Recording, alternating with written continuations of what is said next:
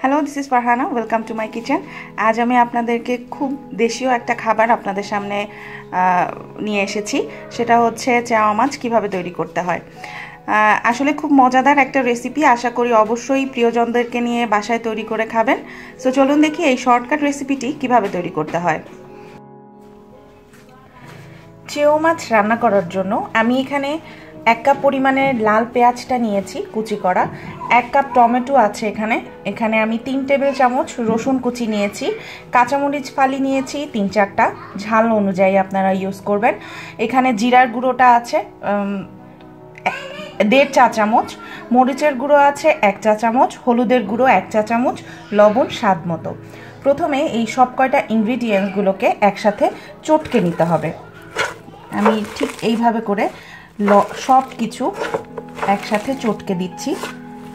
এমনভাবে চটকাতে হবে যাতে পেঁয়াজটা থেকে পানি বের হয়ে যায়। ঠিক এইভাবে করে চটকে নিতে হবে।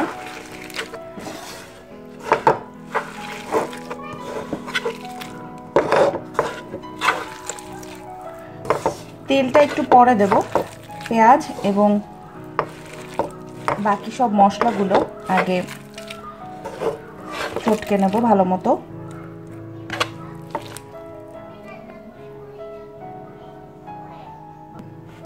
আমার চটকানোটা শেষ। পেঁয়াজটা পানি বের হয়ে গেছে, চিপ দিলেই দেখতে পারবেন পানি বের হচ্ছে।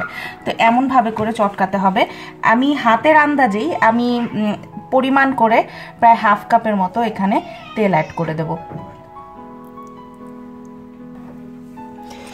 তেলটা দেওয়ার পরে আমি আরেকটু এই যে ঠিক এইভাবে করে চটকে নিয়েছি। আমার চটকানোটা কমপ্লিট। এখন মাছটা আমি আগে থেকেই ধুয়ে বেছে নিয়েছি, এটা আমি দিয়ে দিচ্ছি। এখানে 1/2 কিলোর মতো মাছ আছে। আমি সেই আন্দাজে পেঁয়াজ, মরিচ এবং টমেটো নিয়েছি। এখন মাছ সহ এই ঠিক মশলাটাকে ভালোভাবে মাখিয়ে নিতে হবে। এই মাছটা খুবই নরম হয়ে থাকে। আপনারা যদি কষিয়ে রান্না করতে যান তাহলে কিন্তু মাছটা ভেঙে যাওয়ার সম্ভাবনা থাকে। তো সবসময় এইভাবে করে মাখিয়ে হাত দিয়ে বসাতে হবে। আমার মাছটা মাখানো কমপ্লিট। এবার হাত ধোয়া পানি, এখানে প্রায় 1/2 কাপের মতো পানি আছে।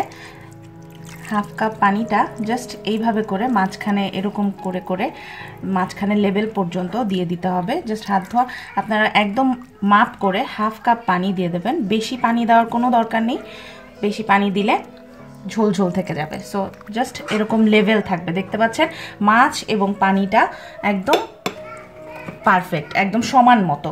এখন আমি চুলোর জালটা ধরিয়ে দিচ্ছি। হাই হিটে প্রথমে মাছটাকে ঢাকনা দিয়ে ঢেকে বলক আনতে হবে। অপেক্ষা করছি 5 মিনিট। 5 মিনিট পর দেখতে পাচ্ছেন আমি ঢাকনাটা উঠিয়ে ফেলেছি, বলক এসে গেছে। এখন আরও 5 মিনিট মিডিয়াম আঁচে ঢাকনা দিয়ে ঢেকে এটা কুক করতে হবে। আপনারা ইচ্ছা করলে এটা ঝোল ঝোলও রাখতে পারেন, আবার ইচ্ছা করলে চটচটিও করে ফেলতে পারেন, মানে একদম ঝোলটা শুকিয়ে ফেলতে পারেন। তো আমি সামান্য একটু ঝোল ঝোল রাখবো। তো 5 মিনিট পর ফিরে আসছি।